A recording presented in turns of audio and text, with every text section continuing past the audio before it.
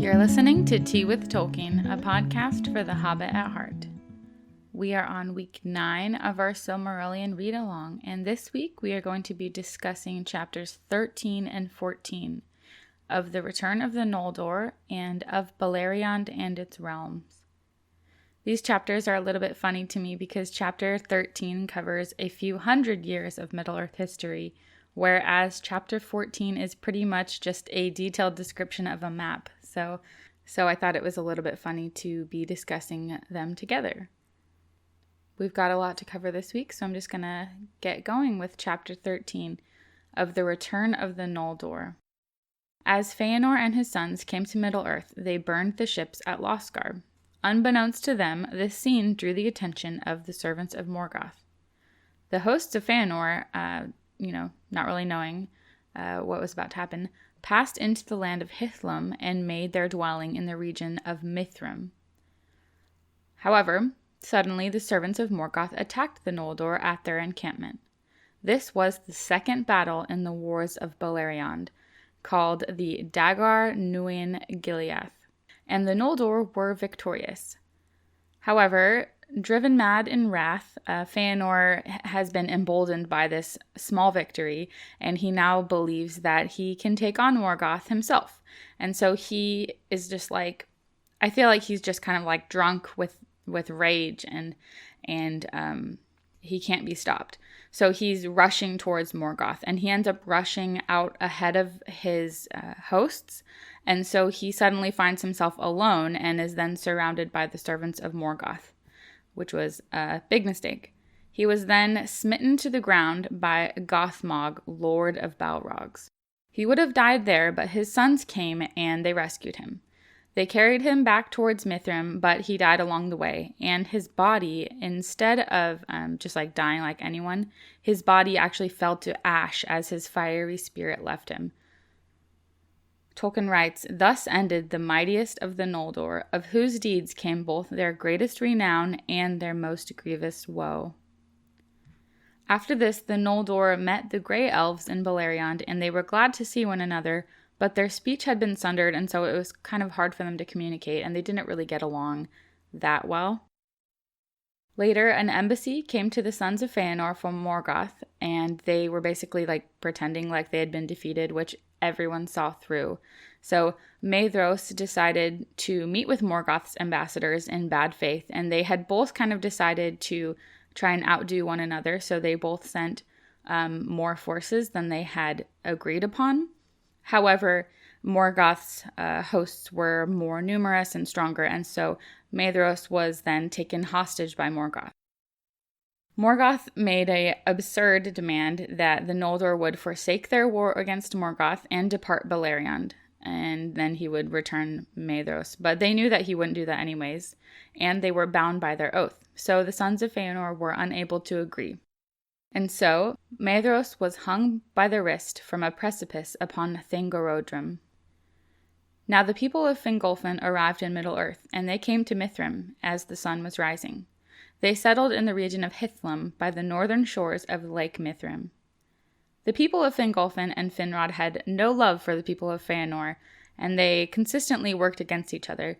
Now, if you'll remember, Feanor left them behind, and so these people were forced to endure the grinding ice. And so it was just an absolute miserable journey for them, and the whole time they were probably thinking about how much they resented Feanor because of this.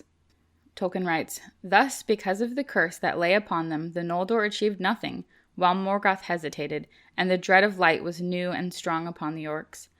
But Morgoth arose from thought, and seeing the division of his foes, he laughed." And I thought that was an incredible line.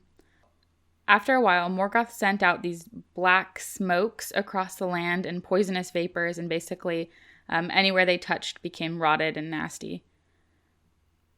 After a while, Fingon resolved to heal the feud between the Noldor by rescuing Maedhros. He went out on his own, and eventually he found him, and when he did, Maedhros begged Fingon to kill him. And feeling like he had no other option, he prepared an arrow and begged Manwë to have pity on the Noldor. And then, just at this moment, as he let the arrow loose, Thorondor, king of the eagles, or lord of the eagles, He came at the bidding of Manwe, and he carried Fingon to the rock where Maedhros was. Once again, he was unable to free him, and so Maedhros was begging, okay, come on, please just kill me. But instead, Fingon was like, no, dude, I'll just cut off your hand. Obviously, if you were bound at the wrist, you would just cut off someone's hand rather than kill them outright. It seemed a little bit absurd. But after that, he was freed, and the eagle bore them back to Mithrim, and this heroic deed healed much of the hurt between the Noldor. After that, Fingolfin was the king of the Noldor. However, not everyone accepted him in their hearts. So there was still, even though a lot was healed, there was still a lot of division. Now back to the Sindar.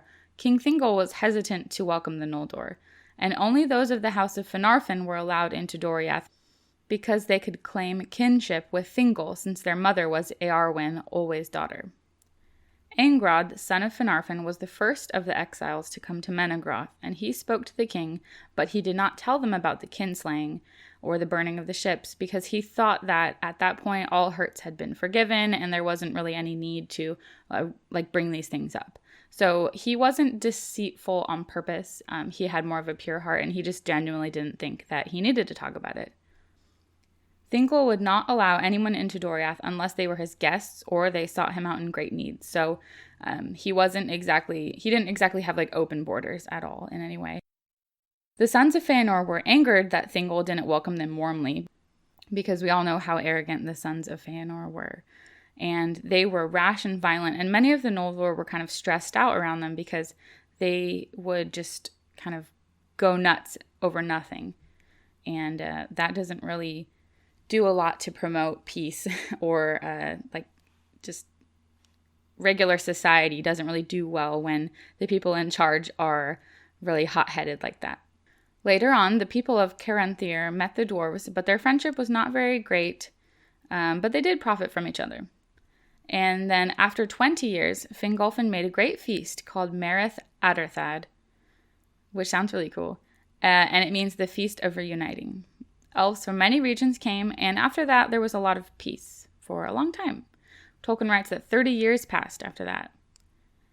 A lot happens in this chapter, and Tolkien it's kind of like he's just going bam, bam, bam, here's just a summary, because this chapter covers a lot of ground. So even me summarizing it feels like I'm just doing a summary of a summary in a way.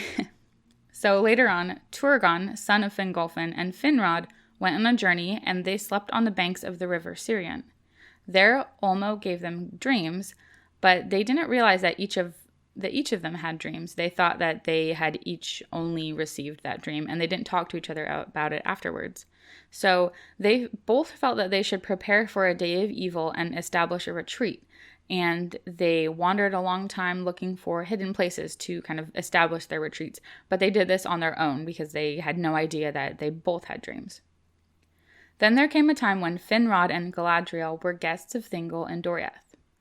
Finrod told Thingol about his dreams, and Thingol told him about the deep gorge of the river Narog and the caves under the high Feroth. Finrod came to the caverns of Narog and began to delve mansions and called it Nargothrond. He commissioned the dwarves to help him with this. The dwarves then made the Nauglamir at this time, and this is the necklace of the dwarves, and it was just a really special necklace. Tolkien just kind of dropped that little bit right there in the chapter. After this, Finrod was called Felagund, which means hewer of caves. So you'll see him later on in the book referred to as Finrod Felagund. Galadriel stayed in Doriath because she was in love with Celeborn. Maybe not because she was in love, but she definitely was in love. I don't know if that's the only reason. I'm sure it was very nice in Doriath as well. Turgon, guided by Ulmo, discovered the hidden vale of Tumladen, and he began to build a city there. So both of the guys that got dreams from Ulmo, they are now working on building their hidden retreats. Morgoth then sent earthquakes from the north, and he sent forth his orcs. And this was the third great battle of the Wars of Beleriand, the Dagor Aglareb, the glorious battle. The elves were victorious in this battle once again, but they were a lot more cautious and watchful afterwards. Nearly 100 years after the Dagor Aglareb, Morgoth sent forth an army to the Firth of Drengist, but Fingon drove most of the orcs into the sea. And after that, there was once again peace for many years. During this time, Morgoth realized that orcs alone could not defeat the Noldor, and so he developed something new. After about another 100 years, Glaurung, the first of the Uroloki, the fire drakes of the north, came forth from Angband. So he's a dragon, which is super cool. But he was young and not full of strength yet, and so he wasn't really able to contend against the strength of the Noldor. So Fingon pushed him back, and he retreated to Angband. And Morgoth was pretty angry about this. He was really annoyed that, I don't know, it doesn't say exactly why Glaurung thought he was like ready to take on the Noldor, but Morgoth was pretty annoyed that he came out prematurely because now everyone was aware that there was a dragon, whereas I think he was hoping to totally catch them off guard. So after that, there was peace again for about 200 years, and during this time, the elves prospered. And that pretty much sums up chapter 13. There was a lot that happened in this chapter, but we're just going to move on now to chapter 14, just because this podcast is mostly just a summary, just to kind of help you get through it. And a lot of the discussion from our book club happens in the Discord. So if you haven't already joined it, I would love for you to join us. You can go to teawithtolkien.com/Discord and sign up. And that's where a lot of the discussion of the chapter happens. I just do these podcasts as more of a way to help you all get through each chapter, just in case you got lost along the way or maybe were a little confused. So I just try and break it down. So chapter 14 of Beleriand and its realms, nothing really happens in this chapter, and it's really more of a description of a map. I personally think this chapter would do better in the appendix, and I think it kind of breaks up the flow of the story. But I mentioned that on Twitter, and a lot of people commented that they absolutely love this chapter. So I was really happy to know that a lot of people do like this chapter, even though it's not my favorite. Tolkien writes, "This is the fashion of the lands into which the Noldor came in the north of the western regions of Middle-earth in the ancient days." So a tip for this chapter is I would absolutely not recommend trying to read it without the map, because you're definitely going to get lost, or at least I did. There are a couple online resources that I found. If you go to lotrproject.com, they have an interactive map of Beleriand, as well as a map that I found on DeviantArt by a creator named Siriel. And then I have links to all of these in the show notes, so if you want to check them out, you can just go to the show notes and click over to the different sites.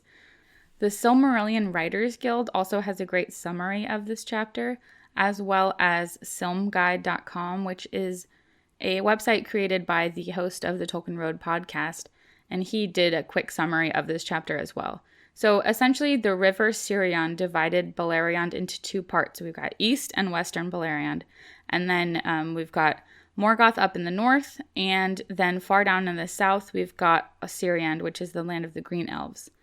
So I'm not going to go into this chapter too much, because I do think it just helps a lot to have a visual.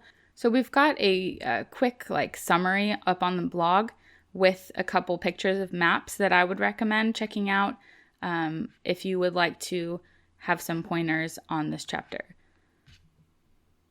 But again, not a lot happens in this chapter, and so for the sake of our book club, I don't think we really need to discuss it too much, because this is really meant for people who are reading through it for the first time. I think if you're really, what I recommend when you're reading the Silmarillion for the first time is just to get through it and enjoy the story, just soaking it in and really being along for the ride. And so maybe on your second read along, you would want to read this chapter a little bit more thoroughly. But one quote stood out to me in this chapter that I thought was really beautiful, as Tolkien goes, and he wrote, "But after the coming of the sun, rich grass arose there, and while Angband was besieged and its gates shut, there were green things even among the pits and broken rots before the doors of hell." And I just thought the juxtaposition between the filth and destruction of Angband and the idea of green things and beauty and light growing before the doors of hell was a really beautiful image. I love that Tolkien added that in. So thank you so much to everyone who has continued to listen along to this podcast as we're going through the Silmarillion. I know I personally don't enjoy it as much when podcasts do these kind of multi-episode book clubs. I really prefer to just be able to drop in on a new episode without any prior reading. But at the same time, I thought this would be a valuable resource for anyone who is participating in our book club. So I hope that some of you are enjoying it. And I'm pretty sure we'll have some more topical episodes coming along soon. So if you aren't reading the Silmarillion, but you love our podcast, I really appreciate it. If you have any ideas of topics that you'd like me to cover, you can send me a DM on Twitter at teawithtolkien or on Instagram at the same handle. Or you can send me an email at caitlin@teawithtolkien.com. And before I get going, I also wanted to mention that we are running a sale in honor of Tolkien Reading Day and Middle-earth March, so everything in our shop is marked down through the end of March, and you can learn more about that at teawithtolkien.com/shop. Thank you so much to all of our lovely patrons who support Tea with Tolkien each month. I'm so grateful for you and encouraged that you see what I'm doing over here as something worth supporting, so I just want you to know that you mean the world to me. I will be back next week for our 10th week of the book club, which means we are at the halfway point, and we will cover chapters 15 and 16 of the Noldor and Beleriand and of Maeglin.